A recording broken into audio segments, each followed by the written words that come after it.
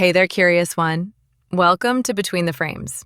I'm your narrator, Mara Vale, part storyteller, part mystery enabler, part person who talks to herself in candlelight far too often. Here we dive into the strange, the eerie, the wait, is this real kind of stories that hide between dusty photo albums and forgotten journal pages. So cozy up, let the wind howl, and enjoy today's story, even if it wasn't meant to be remembered, because the most haunting stories are the ones hiding between the frames. Alton Cross had built a career chasing shadows. As an investigative journalist, he sought out stories that hovered between myth and reality. The strange disappearances, the buried programs, the documents that had too many redactions to mean nothing at all. But none of those stories ever led him to Room 119. It began with an email. No sender, no subject line, just a string of numbers. 38.8895 degrees north, 77.0353 degrees west. A set of GPS coordinates. The National Mall in Washington, D.C. Attached was a single blurry photograph, a concrete hallway, a rusted metal door marked 119, and an out-of-focus figure disappearing around the edge of the frame. Cross had seen plenty of hoaxes in his time, but this wasn't a hoax. It was too precise, too intentionally vague. His curiosity won. Within days, he was on a flight to D.C. Asking around proved fruitless. No one had heard of any underground facilities beneath Constitution Gardens. City records were clean. Even old Cold War maps from the National Archives showed nothing unusual. Until he spoke to her, an elderly archivist at the Library of Congress who took one look at the photo and whispered a single word. Aeternum. The word appeared nowhere meaningful, just a few scattered Latin references, all of them translating to forever. But one obscure citation stood out, a footnote buried in a declassified transcript from 1961. It mentioned Project Aeternum, relocated after its dissolution to something called Sub 119. Subterranean, hidden. Cross followed the trail until it led to a false maintenance hatch near the gardens. Unnoticed, unguarded, unregistered. It took some convincing and a borrowed ground-penetrating radar unit, but there was something beneath the surface. Something man-made. Late one night, he returned alone, crowbar in hand. The hatch creaked open to reveal a descending stairwell, choked in stale air and silence. Step by step, he moved downward, spiraling through darkness. At the bottom, a hallway lined with 10 doors. 9 sealed shut with thick iron welds, 1 cracked open. Door 119. The room was cold, humming softly.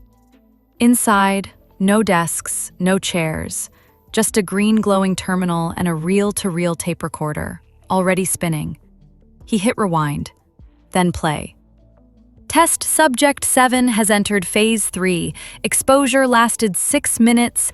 Neural feedback loop repeating command, remember the future, forget the now, repeat. That phrase, it wasn't new to him. He'd heard it once before, whispered by a former KGB psychic experiments defector in Belarus. The mind collapses under dual timelines.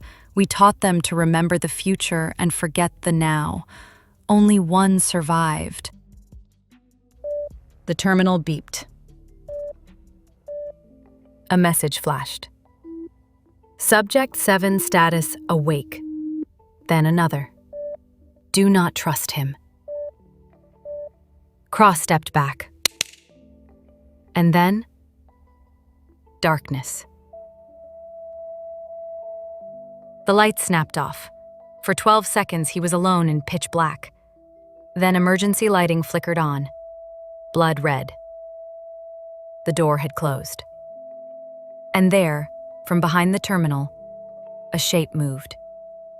Slender, tall, unnaturally still.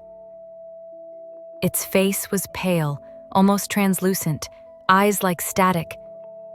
Did you remember it? It asked. What are you? Cross demanded. I am what remains when the mind is split across time. When the present becomes irrelevant. I am Phase 5. Cross reached for the terminal, hammering keys. Anything. One final message appeared. Exit only if you forget. Forget! The screen flashed. And then, he awoke. Lying on the grass in Constitution Gardens, in daylight. No sign of a hatch, no hallway, no room 119. But something was in his hand, a cassette tape. He took it home, played it. For the first 10 minutes, it was blank. Then, faintly, almost buried beneath static, came the same voice.